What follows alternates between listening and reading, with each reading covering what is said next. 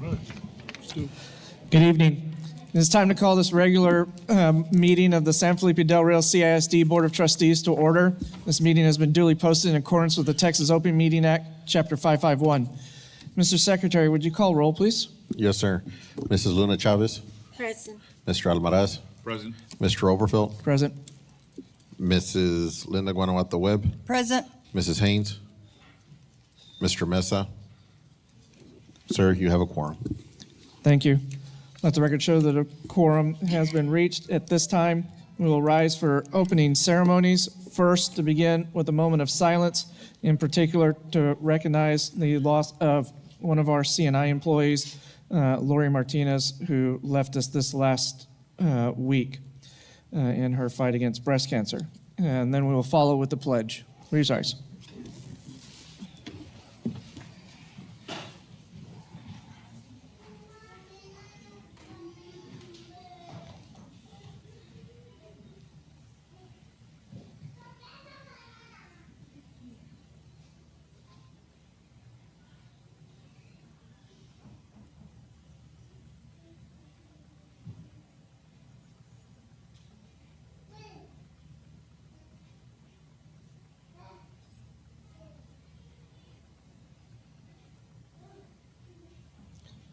Thank you. Now the pledge.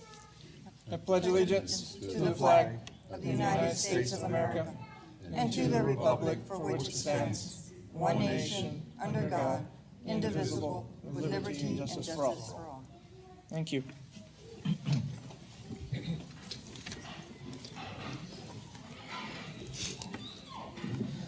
This time we'll begin recognitions. 4A, Proclamation Head Start Awareness Month. Dr. Alana Talamantes Elizondo.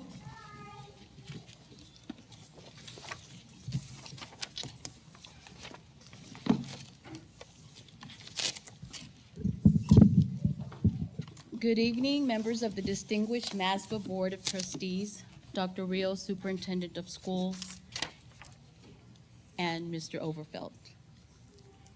This evening, I will present to you Mayor Alvaro Arriola on October 7, 2024, signed a proclamation with the City of Del Rio declaring with the National Office of Head Start Awareness Month for October, to encourage all citizens to recognize and support the invaluable contributions that the Head Start program offers in shaping the lives and the future of our children, our families, and our community.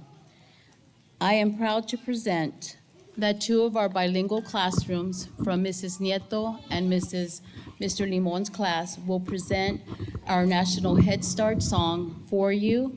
We hope that you enjoy, and we'd like to thank Irene C. Cardwell Head Start for all of their hard work. Thank you, parents, for having your children here and being part of our lives at Head Start.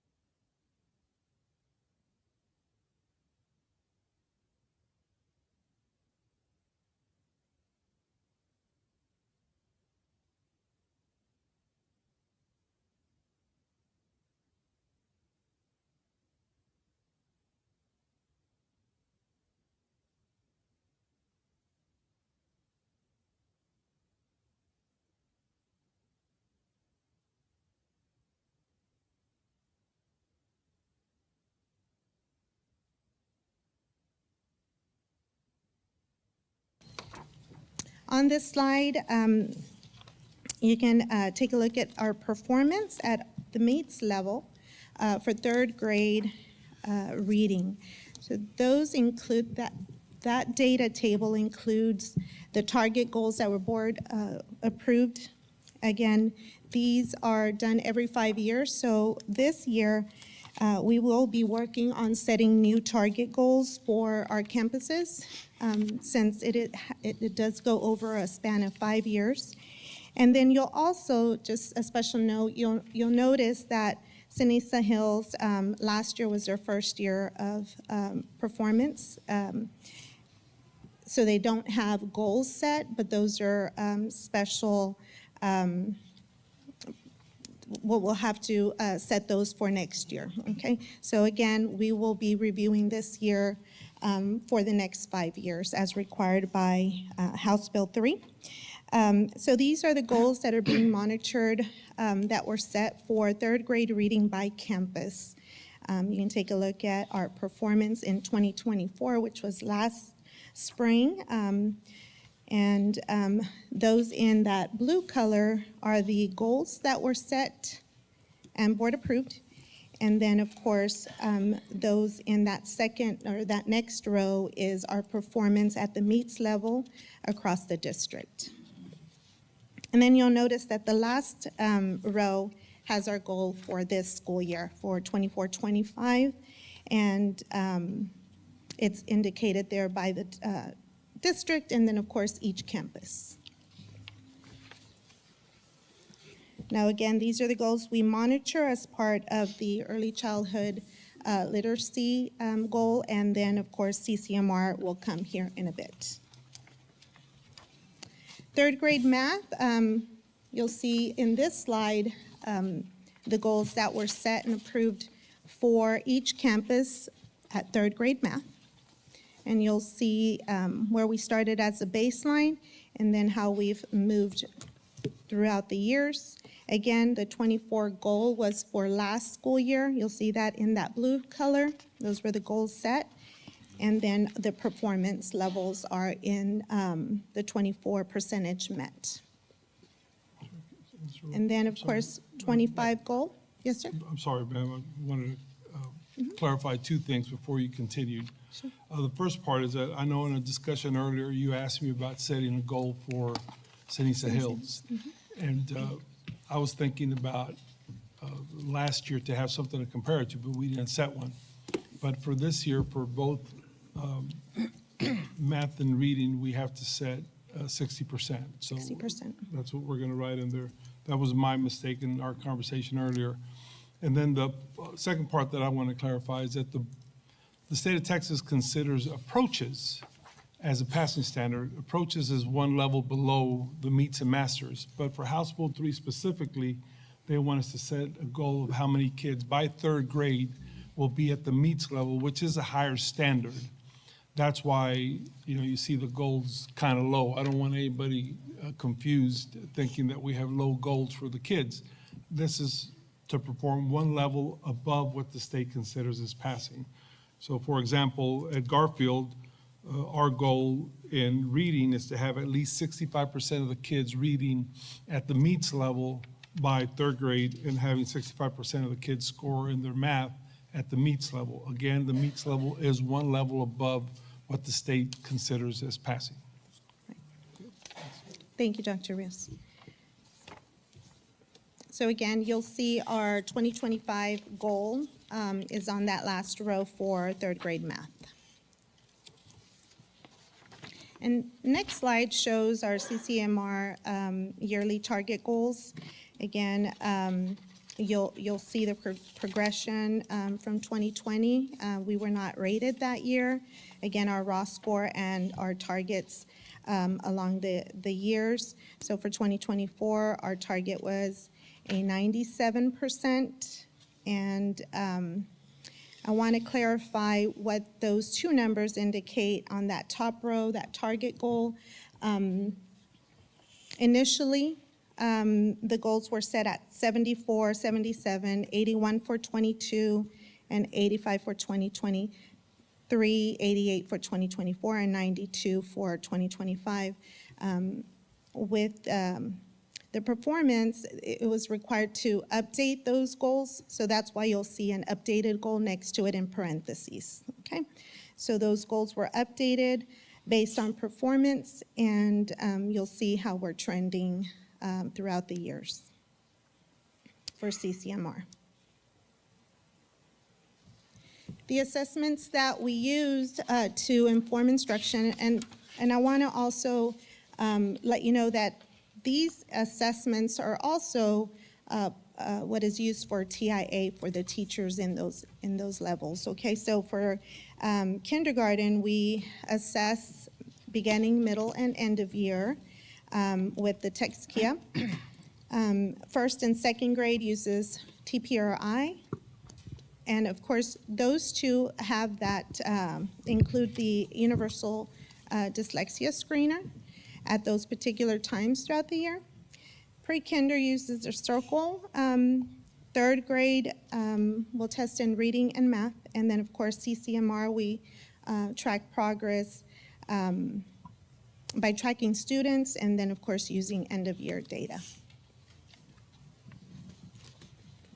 The next slide will show you some of the intervention resources that the district has invested in, and you'll notice the different intervention programs that are available for our campuses. Pre-kinder, of course, has Renaissance Mayan, along with Circle and Frog Street intervention toolkits. Kinder through fifth also has those listed there. Progress Learning, Liftoff, these are all the softwares that the district has invested in. And of course, also Power Hour in their master schedule, along with ACE program after school for intervention. And then at the CCMR level or secondary level, they do have TSI tutorials and testing throughout the year. They have college prep classes, hand schedule courses for seniors, and of course, Edgenuity. So those are all the resources that are invested for our campuses to use as intervention tools.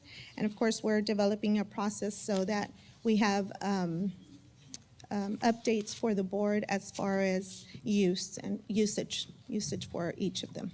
Okay.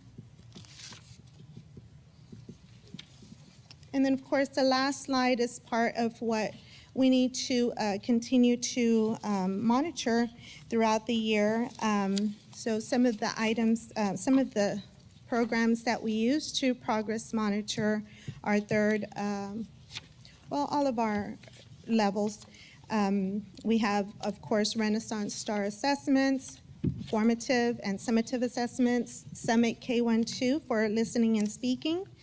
And then, of course, we have our AIM High fluency trackers, the House Bill 1416 trackers through AIM High. And then this year, of course, updating campus and classroom data walls and student trackers. For grade level instruction, we continue partnerships with NIAT and Region 15. Planning continues to be set in the master schedule. And then, of course, aligned curriculum documents in the planning protocol dashboard. And the targeted professional development, our biggest one, of course, is the READ Academy. This year, we do have 25 participants, 6 school administrators, 1 director, and 19 kinder through 5th teachers. And that is all that I have. Any questions for me? Thank you, ma'am. Any questions from the board? Ms. Webb? Ms. Farr, and I noticed some of the things that we're working on monitoring and improving the professional development so that our students could be at the next level, not just at approaches, but with the meets level. And that's great. The fact that it remains that on the assessments, the summative evaluations, do we get reports on those, or will we be getting an update on those as to how the students are doing throughout the year and not wait until mid-year to get a report? We do have running records on the reports for performance with our summatives And then the other and our quest- blue and whites. I'm Okay, sorry. thank you. No, you're fine. Then the other question, I know that TEA has the TIA, but Head Start also has, and I appreciate, Ms. Talamantes, thank you for the presentation from the kids, because you all are basically the foundation of where everything starts. But I also am aware of the fact that Head Start and pre-kinder get assessed on two different instruments, and one is called class. So I was wondering if Ms. Alana could address that and tell us how our students do in comparison to other Head Starts within the state and the nation. Ms. Webb, so to better prepare, we can ask Ms. Alana to present at the next meeting or provide a board update, whichever y'all would prefer. Okay, that would be fine. What would you prefer? Probably just to present to the board. Okay. Yeah. We'll do that next month. Make note. Oh, I'm sorry, or, you know, they did the beginning of the year. How about we wait till the BOY? That way we have some growth data. Okay. When do y'all have the BOY, Ms. Talamantes? Dr. Talamantes? Right. Okay, but a more formal report so they could see the gap that they have to our program. Okay, Thank you, ma'am. Middle of the year testing is in January. okay. Anyone else? Thank you, ma'am. Okay, thank you. Item 8B, bilingual and ESL department program presentation, Ms. Karen Schaefer.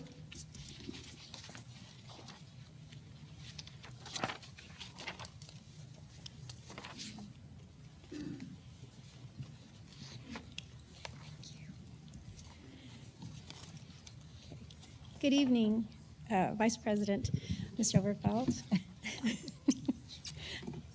school board members, and Dr. Rios. Today I'm going to be presenting our annual program report for our bilingual ESL program that we have for the district.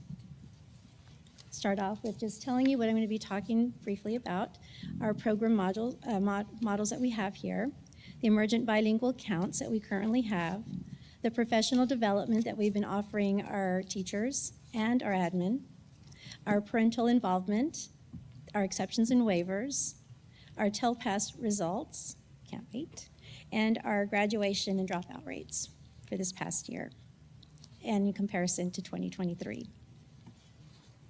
So our models that we have are early exit transitional programs for elementary, which in them we have instruction in literacy and academic content in English and in Spanish, taught by our certified bilingual education teachers,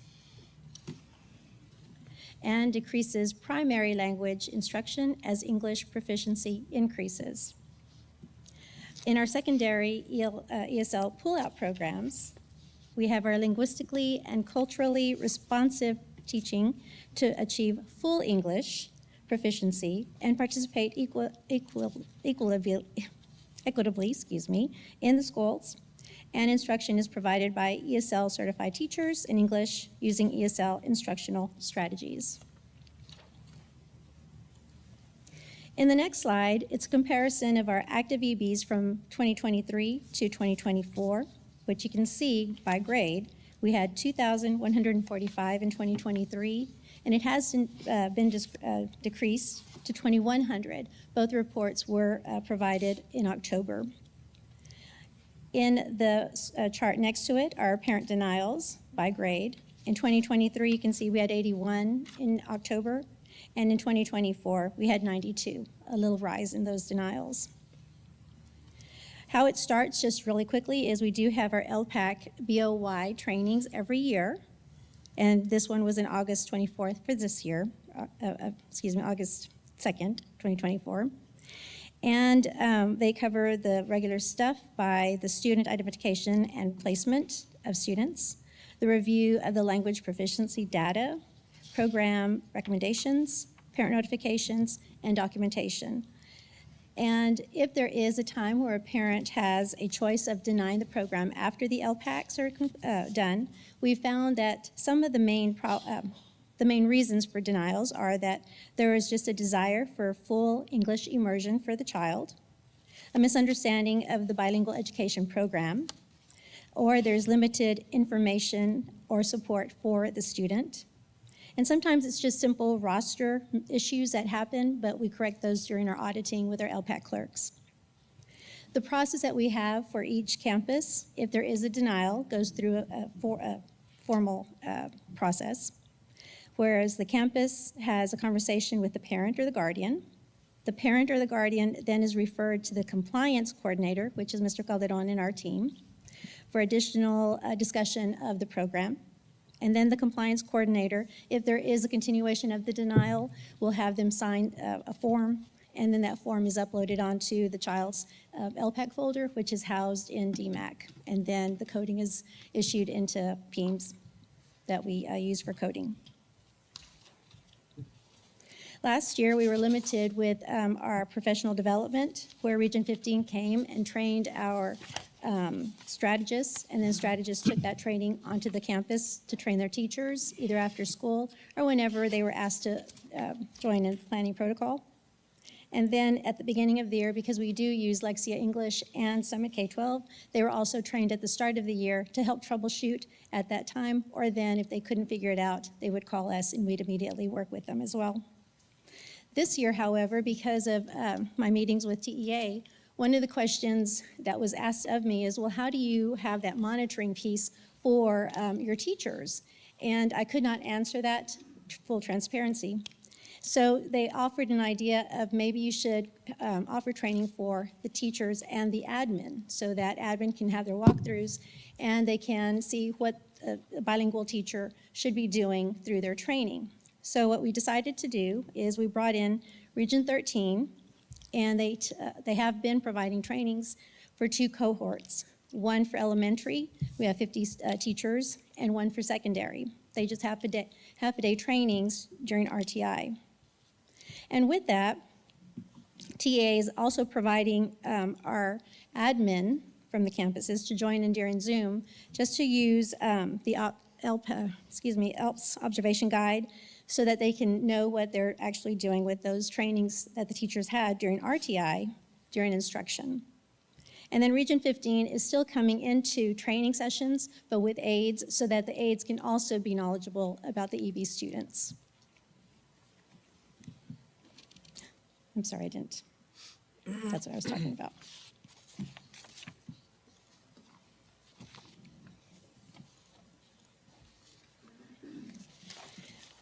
We also have a meeting with TEA with our Title III parent involvement activities. And last year we had 3 videos. They were watch parties that they offered that we were offering our parents to join in. So we offered that. And they also have a link that we can join at any time to review those videos.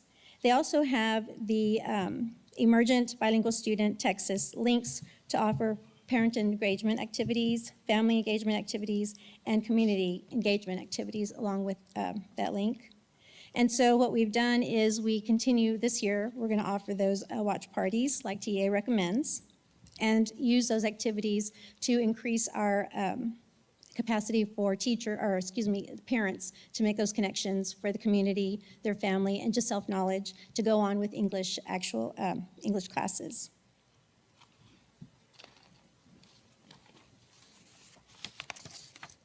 The next, what I'm working on this week, because it's due by the 1st, is our exceptions and waivers. Those are the teachers who are not certified, yet we're asking TA to accept them as a replacement till they get certified.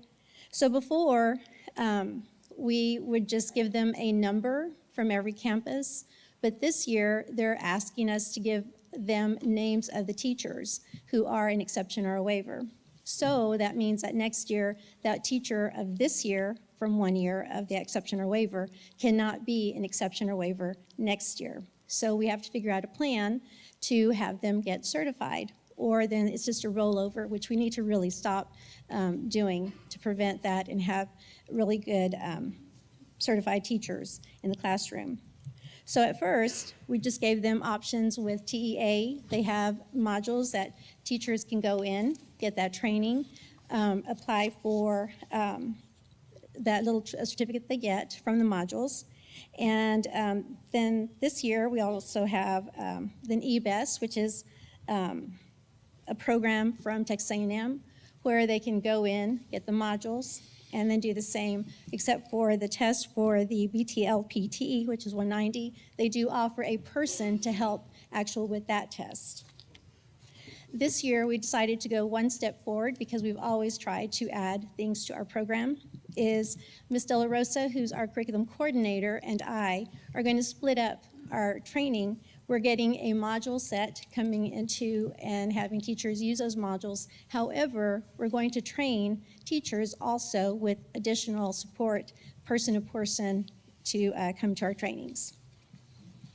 So there is a stipend pathway, just very quickly, with an attempt where they just take the modules, get certified for that, a certificate, and then they sign up to take the test. Once they do that, just in the attempt, they'll get $500 at the end of the school year. However, if everybody does that, or whomever does that, they can get a stipend by taking the test, which they've already done, they pass it, and then they just give us their certification, what do you call it? Their paper that they did get the test, and then we give them a refund for those things, and then we can give them their stipend immediately. The next slide just shows how we did with listening, speaking, reading and writing, and the composite scores. This year, the criteria has changed, so it's really not, you cannot compare them very well. But with the new criteria, if you go to the next slide, we can see that their listening, their composite score, was it just kind of varied. However, their exit criteria showed that there was no growth. It was similar, but what did change to help us with our exits was the reclassification changes. So the criteria changed to this. The composite advanced high used to be advanced high in listening, speaking, reading, and writing, straight. So if you got one advanced in one of those, you could not exit. But now you can have a choice of 2 advanced high, 2 advanced, and you'll still get a composite score advanced high. That's one way toward getting your credentials to exit. The next thing is pass the STAR reading or EOC, depending on the grade. And then not only that, but 1st, 2nd, 11th, and 12th have to pass the Iowa. So if you can see to the right, last year we had 41 exits. This year we had 188 exits. The next page tells you which classes or grades, along with which campuses that equaled that 188. Every single campus had at least one exit from their campus or grade. And then down below you can see that we had 7 special ed, 1 special ed in life skills, 13 504s, and 7 denials that were part of that 188.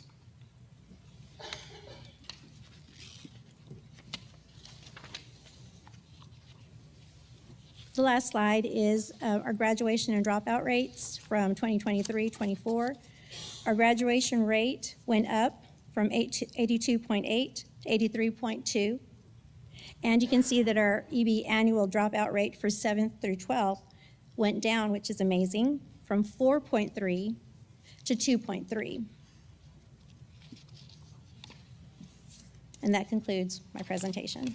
Any questions? Thank you, ma'am. Any questions from the board over any of this?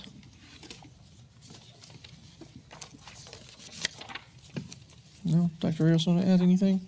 The one thing that I will add, and I need to ask Shaver a question. The number of, it's 3 questions, but if you could just give me a close figure. So this year we had over 140 more kids exit than the previous year. Mm-hmm. How many students, what's the highest number that can possibly exit this year? With the support that we're providing, with the training for teachers, the training for admin, and the support tiered on down, we have a possibility of 866 possible people, students to exit. So the reason that's important is because maybe we won't get to 800 students, but even if we were to get somewhere in the middle, that's a lot less bilingual certified teachers that we would need, and that would mean a lot less waivers that we would have to file in the coming year. So for example, how many waivers did we file this year? Still not through verifying, but we have more than we did last year, close to, for elementary, I believe it was 40, so it went up a slight. And then for secondary, I believe it just went up 3. But again, I'm still in the process of verifying. So if we could have at least 400 kids exit, hopefully that would be, half the number of waivers that we would file. And the other part, so therefore, if we offered that many, that just means we have that many teachers that are not certified in bilingual, Correct? correct? Yes. Okay. And given the new state requirement where we can't have more than 1 year of submitting A waiver. a waiver, that would be a huge help. So I wanted to clarify that. And the standards did change, but I think that we're on the right track, so thank you, ma'am. Okay, that's it. Thank you. Thank you. Did that clarify it? Item 8C, middle school redesign, middle school redesign. Ms. Sandra Hernandez.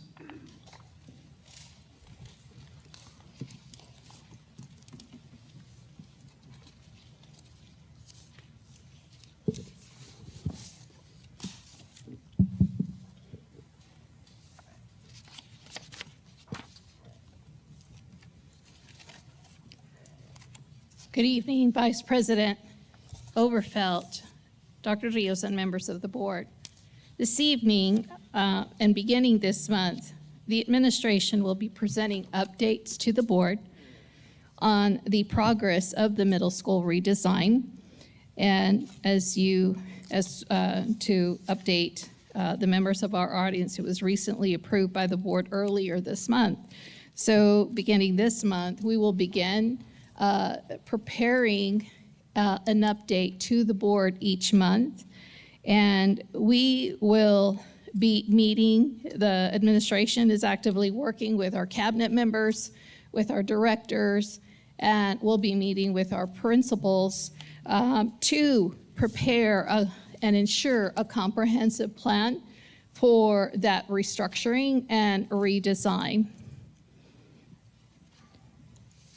So I'm going to share with you some of the project milestones in putting together the information. There are some categories and components that are involved in the process of redesign.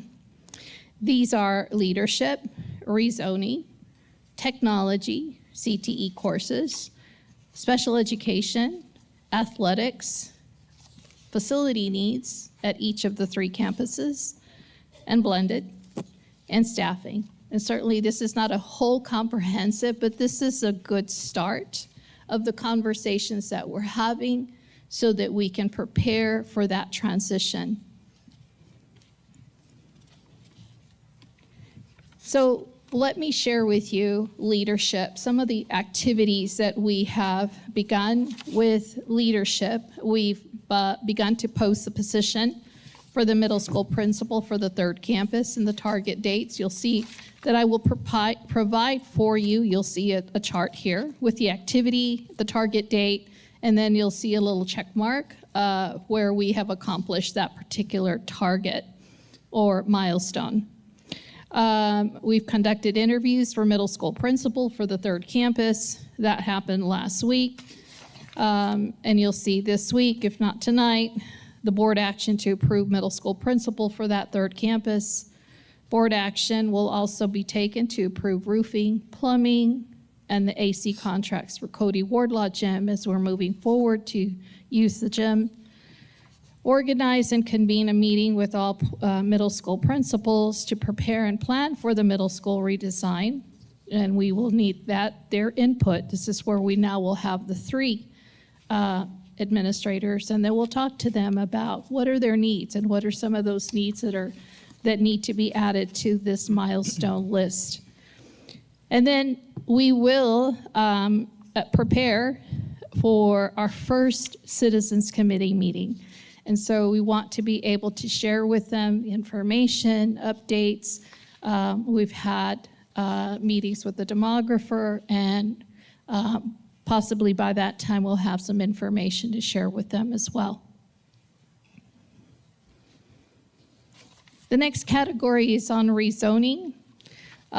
So there's a working meeting with the demographer, as I mentioned earlier, that occurred on October the 24th. There's a work towards completing a plan, options for rezoning Garfield Elementary students. That will happen at the end of this month, this week. And the next steps are identifying students that would possibly be rezoned to attend blended academy, looking at 2 plans, and that we'll look into it for next week. After that discussion, establishing meetings with parents of identified students who are within that zone that could potentially be reassigned. That scheduled target date is November the 7th. And then based on the parent input, selection of Plan A or Plan B based on input from the committee. And we anticipate that that would occur mid-November. There are other project milestones that we are going to be looking into.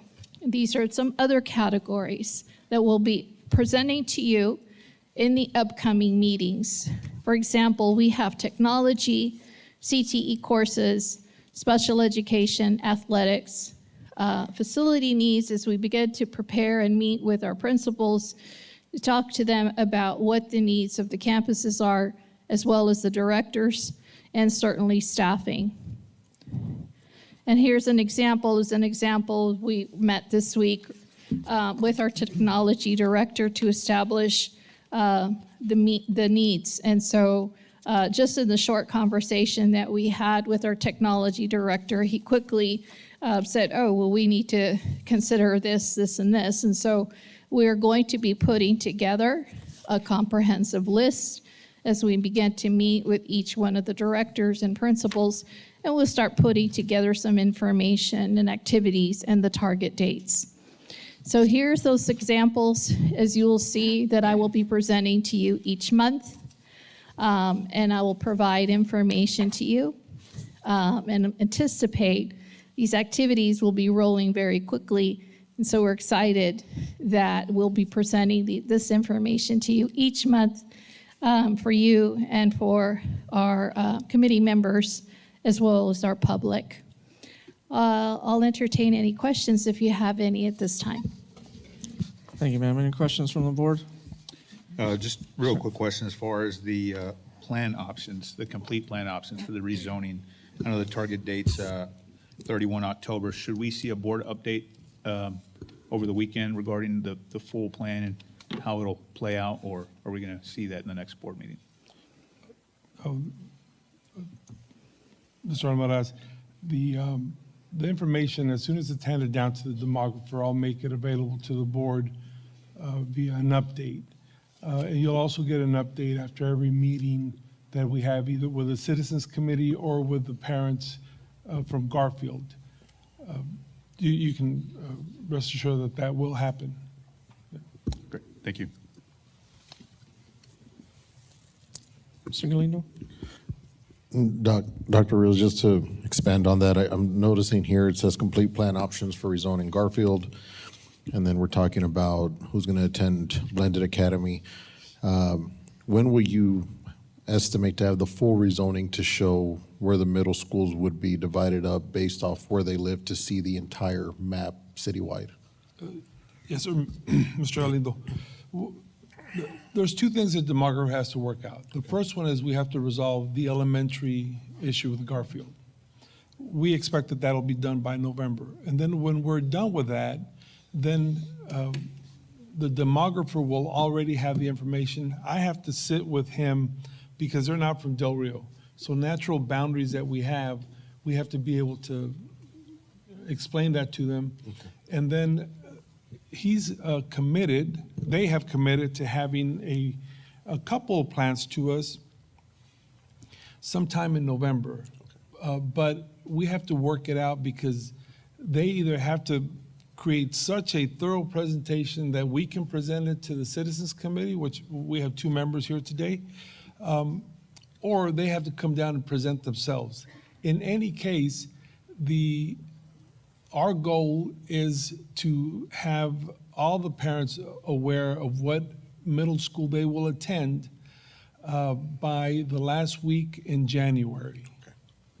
So what Ms. Hernandez is presenting to you is just a summary of the to-do list that we have. We have a tab for each one of those things, and some have a lot of items filled on it. Some we're going to fill out as soon as we get the 3 principals together, and then we have to review this with the committee. But on the rezoning tab, which is the one that she has up there now, or the summary of it, we have on there for the last week in January to let all students know which middle school they would attend. Thank you, sir.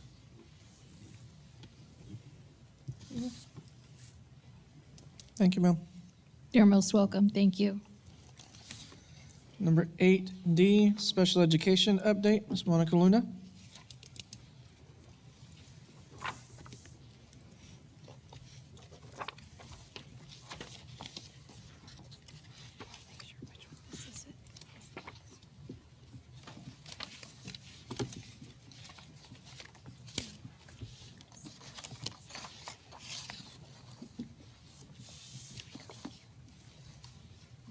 Good evening, Mr. Overfelt, Dr. Rios, members of the board. This evening, I'll be giving you an update on the findings from the independent consultant, Brenda Oates, that was board approved in July. And the purpose of Brenda Oates' consultation was to assess the district's current evaluation practices in alignment with federal and state guidelines and to ensure that these practices are consistent with our district goals of student support, academic achievement, and resource stewardship. Who participated and how was the data gathered? Well, Mrs. Oates came to our district and she conducted face-to-face interviews with key stakeholders. We had 3 campus administrators. We had evaluation processes. We brought in our coordinators from the special ed department, and we also had educational diagnosticians from the campuses. She also conducted those stakeholder meetings in 2 days. She was here August 19th and 20th. And then she conducted an anonymous survey conducted among all campus principals, evaluation staff to include the school psychologists, any contractors we use, the speech evaluators. The survey also went out to the art facilitators and all district campus counselors that began the referral process. The results of her findings were that the data obtained, there were a few discrepancies in the overall perception of the referral evaluation process. Some of the strengths she found for San Felipe Del Rio is the child study packet. It was easily accessible. The special education coordinators meet weekly to review the referral process for all district referrals and the established protocols that were already set in place. Some of the areas of concern that she wanted to work on and for the district to work on was the evaluation timelines. They were still going to the 45th day. The lack of clarity, and when we asked her to elaborate on the clarity, was just some of the counselors felt when they did the referral, they never were informed if the student actually qualified or did not qualify. And then the training the teachers on the interventions, kind of working with CNI to see what interventions are available through our district and what supports can be implemented in the classroom level by the teachers. The collaboration of the general education teachers and the special ed teachers on documenting the referrals and any interventions and supports that they're doing during the referral process. The second phase of the consultation that we're looking at collaborating with Ms. Oates would entail the concentration of the two critical areas that she did outline for us, the multi-tiered systems of support, the MTSS, and the district data protocols as they relate to the referral process for the special education evaluations.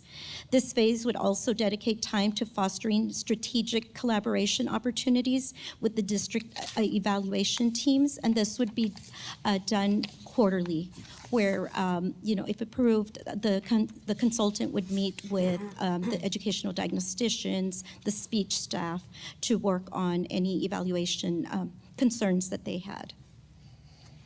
The comprehensive review of the strategic alignment, the evaluation procedures, we're estimating a day and a half. The first day would take care of the standardized evaluation parameters, consultation with the special ed evaluation team leaders, and drafting district guidance. The half day would be used to refine the district guidance and put in some procedures. The second part, the review of the strategic alignment, the MTSS, this we are happy to report that our first RTI day, September 23rd, was utilized to train our counselors. Mrs. Sandra Hernandez trained the counselors on the process, and we developed all the forms that would be used. These forms are also available electronically on Google Documents. So that second part would entail 1 day of the review of the existing MTSS process and the data protocol process. The half day would be aligning the MTSS data protocols with the referral for the special education evaluation. The strategic collaboration would be 3 days of training. This would utilize some of trainings that would help support our operating procedures, streamlining processes, and consistency in the practices.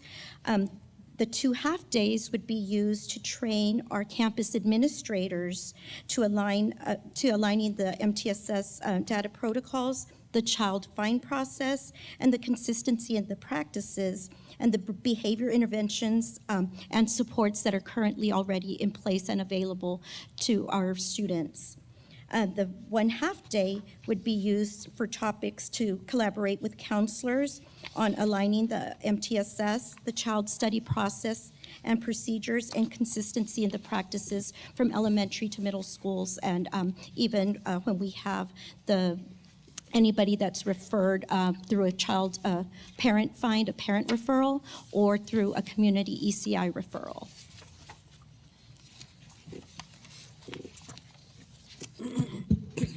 Does the Thank you. board have any questions I can answer? Thank you. Any questions from the board? Mr. Amadas, sorry. Couple questions. When Yes, was sir. this evaluation completed, or when was it done, with the consultants? The independent, Dr. Rios, or do you want me to answer? Go ahead. Oh, the independent consultation was approved in July. She came to our district August 19th and 20th. And the anonymous survey we did 10 days after that. We did receive her report October 20th with her findings and summaries. Okay, great. Second question of this, I've only got 3. Second question is these, being a semi-new board member, I still not sure how all this plays a role in, but the strategic collaboration and training, how often do we do that for? Is this something that we've been doing? If I may, we started last year identifying different areas in the special education department that needed to be addressed. The number of students was growing. The diagnosticians were falling behind in evaluating the students. We were going through changes, painful changes. And at that point, we first started by ensuring that our behavior units, our dyslexia units, our units were improved. So we hired a consultant for that, and we had wonderful results, and we're in the last year of that. The diagnosticians were assigned to the campuses, and we started keeping track of the number of days from the time the child find report was made to the time that they were evaluated and turned over to diagnosticians. And that has been a tremendous improvement, but still we're nowhere near where we need to be. So we hired this lady to come and evaluate the process and let us know what we needed to do. So her report is very thorough, but in summary, we have some diagnosticians that finish the assessments quick and the reports quick, and then we have some that maybe not as quick.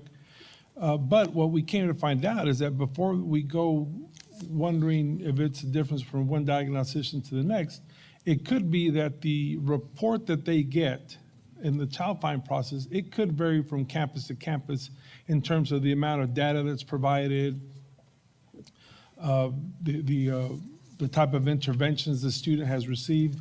So the consultant wants to first make sure that those processes are aligned across the district, create protocols. And once we know that everybody's getting the same type of report, by everyone I mean the diagnosticians, then we can begin to say and explain the expectations that we have for completing that. But before we hold everybody to the same standard, we got to make sure everybody's getting the same report across mainly elementary schools are the ones that provide the reports.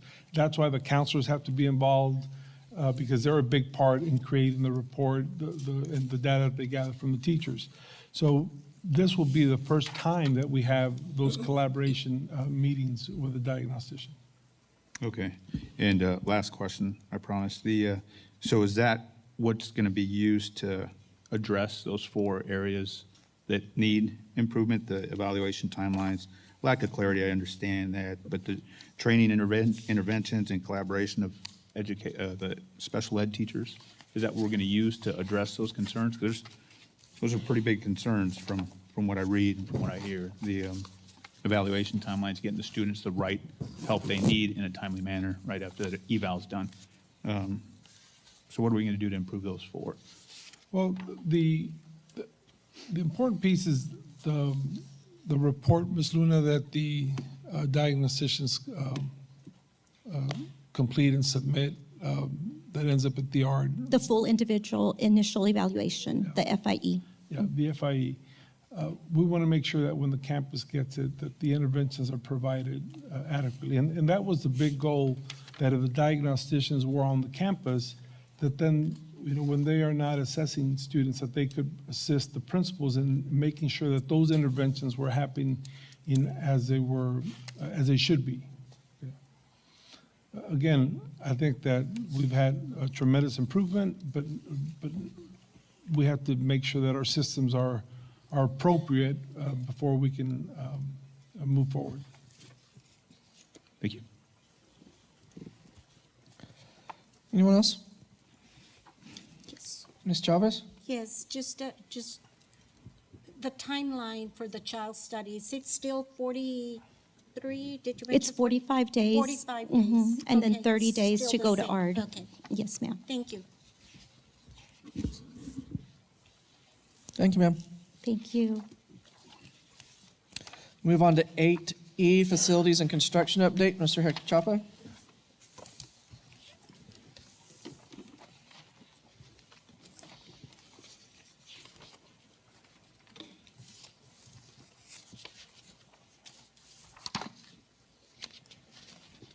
Good evening, Mr. Overfall, Dr. Rios, members of the board.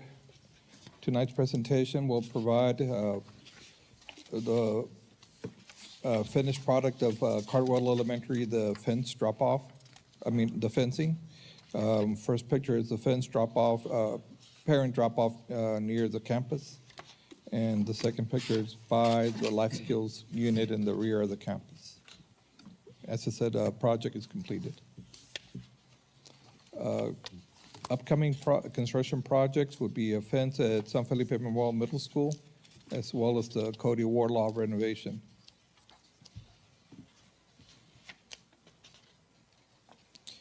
Later on during the agenda, there's 3 consent items that are be considered by the board. One would be the roof overlay. The second one would be the plumbing bid. and the third would be the HVAC equipment replacement. There on the presentation, there's some target dates for each individual trade. Basically, the first two, the roof overlay and the plumbing, would possibly begin the first day of December. That's considering lead times for materials. And the HVAC would be right after the holidays, beginning of January. The roof overlay is considered to be completed possibly by mid-January. And both plumbing and HVAC would be mid-April or late April.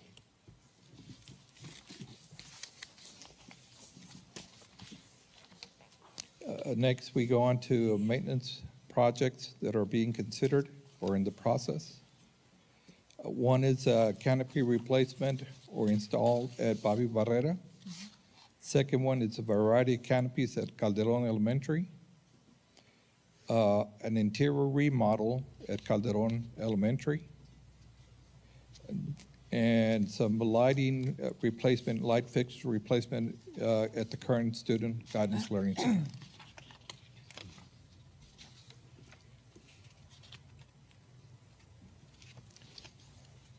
Going on to the work tickets, maintenance department. The 90-day total tickets created was 1,356. 90% of those were completed. The 0 to 15 days, 217, 92% completed. 16 to 30 days, 91% completed. 31 to 60 days, 90% completed. 61 to 90 days, 87% completed. Technology, for 90 days, total tickets were created was 3,525. 96% of those were completed. On the 0 to 15 days, 490 were entered, created, 95% was completed. 16 to 30 days, 470 were created, 91% was completed. 31 to 60 days, 1,667 were created, 95% was completed. And 61 to 90 days, 898 were created, 100% completed.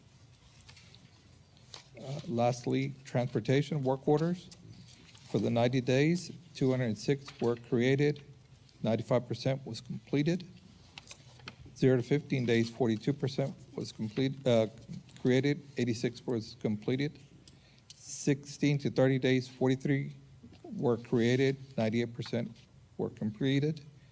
31 to 60 days, 76 were created, 100% was completed.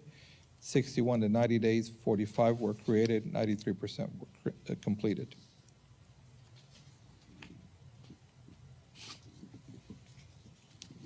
Any questions? Any questions from the board? Ms. Webb? And I believe this question is more for Dr. Rios.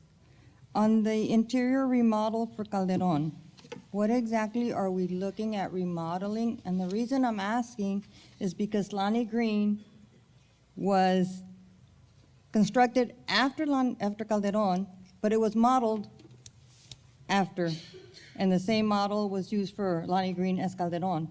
So are we going to be looking at remodeling Lonnie Green in the near future with the same anticipation as Calderon? Or where are we on this? If I may explain, Ms. Webb, the remodel is we're not talking about anything bricks and mortar. If you look at Lonnie Green and compare it to Calderon, I wasn't here when both campuses were imagined, but if you look at Calderon, it has the same pattern on the ceiling, the walls, and the tile, and it looks very bare. So when we walked over there, we just talked about having some, obviously, accent walls, and we talked about having some items displayed on the walls, and maybe a pattern on the tile. On the floor. So that it would be, for lack of a better word, so it wouldn't be so sterile. Because it is a solid campus. There are plans in the distant future to remodel those two campuses, but here we're not talking about a remodel with bricks and mortar. We're talking more about a facelift with paints and graphics, okay? And then the outside, the canopies, because it is pretty bare. However, all of the items on the maintenance project, all of those require significant money. But those are the ones that are in the forefront right now. And after we have the initial consultation with the Citizens Committee about the rezoning and the 3 middle schools, we'll touch on the expenses for some of these projects.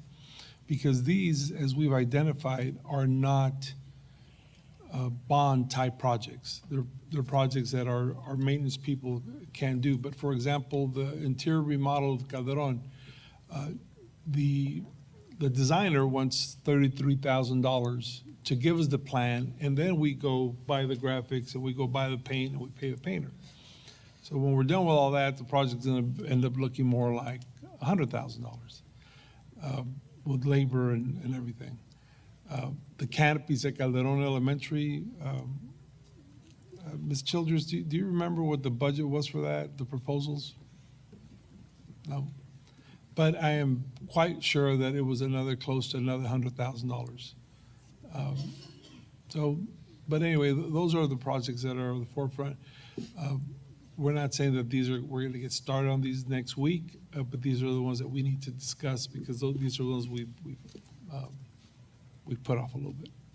Thank you, sir. And the reason I asked was because I've been at both campuses, and the flooring at Lonnie Green, and Becky can attest to this too, you have colored tile on the floor so that the students can go one way, come back the opposite direction, and I don't believe Calderon has that. So that's my reason for asking those questions, but thank you, sir. Appreciate it. They must have done a whole lot of value engineering when they built Calderon. I don't know. Like I said, I don't think I was. Anyway, we'll sir. figure it out. Anyone else? I have a question. Yes, ma'am, Ms. Chavez. I'm concerned with the canopies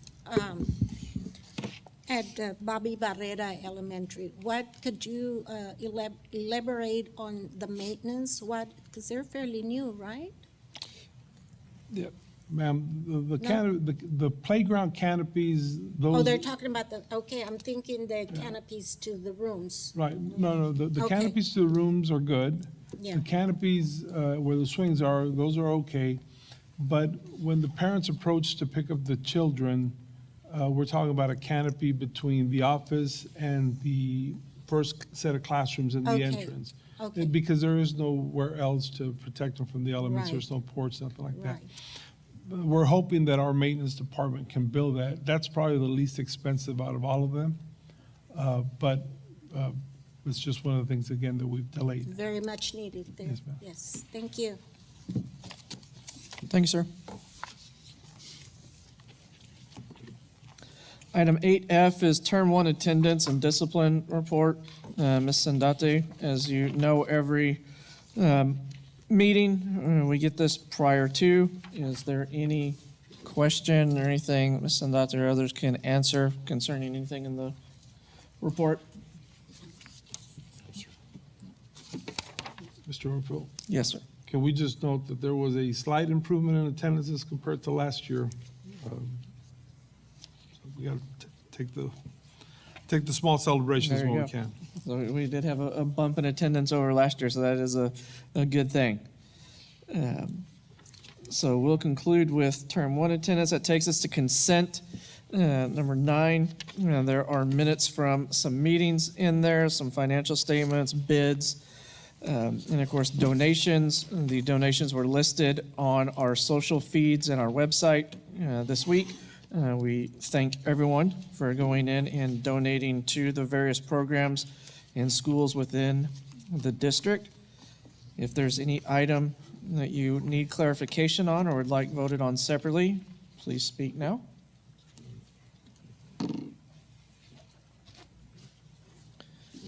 Hearing none, is there a motion to accept the consent agenda as is? Mr. Almaraz first, seconded by Ms. Chavez. All in favor? Unanimous, thank you. That takes us to 13 B, Business and Finance. I am told, though, administration is asking to table this until the November board meeting. Is this correct, sir? Yes, sir, Mr. Oakville. Okay, so there has been a request to table 13A until the November regular board meeting. Is there a motion to table? Motion. Mr. Galindo, seconded by Ms. Webb. Any other discussion? All in favor? Unanimous for tabling that. 14, 15, 16, nothing. That takes us straight into closed session. 17. The board will now adjourn into, or will move into closed session pursuant to Texas Education Code, Chapter 551.074 and 071. Any and all votes will be taken during open session. Time is now 7:17. We are in closed session.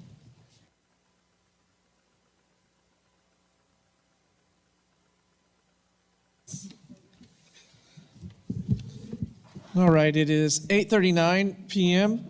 on Monday, October 28th. We are back from closed session. No action was taken.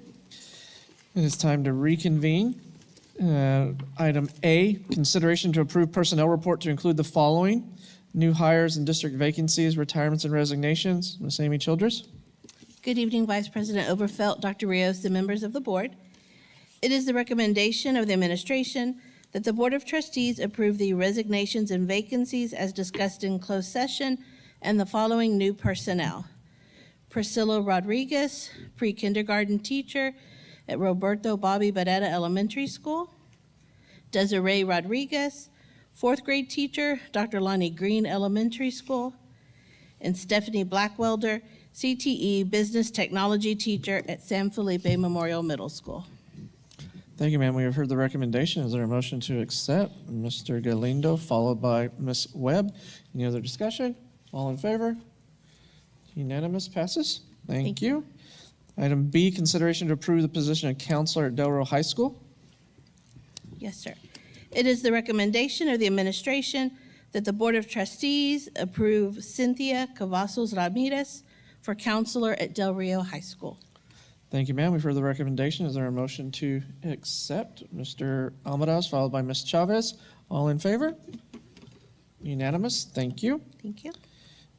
Item C, consideration to approve the position of middle school principal. It is the recommendation of the administration that the Board of Trustees approve Jorge Jurado for principal at the new middle school. Thank you, ma'am. We've heard the recommendation. There's a motion to accept. Ms. Chavez, followed by Ms. Webb. Any other discussion? All in favor? Carries unanimous. Thank you. Thank you. Lastly, D, consideration to approve position for counselor at Garfield Elementary. It is the recommendation of the administration that the Board of Trustees approve Amanda Salas for counselor at Garfield Elementary School. Thank you, ma'am. We have heard the recommendation. I so move. Is there a second? Mr. Galindo. All in favor? Unanimous. Thank you. Thank you very much. ma'am. Nothing under superintendent's report, and this bringing us to the end. Is there a motion to adjourn? Mr. Amadas, Mr. Galindo, second. All in favor? Unanimous. Adjourned at 8:42 p.m. Thank you all. Y'all have a good night.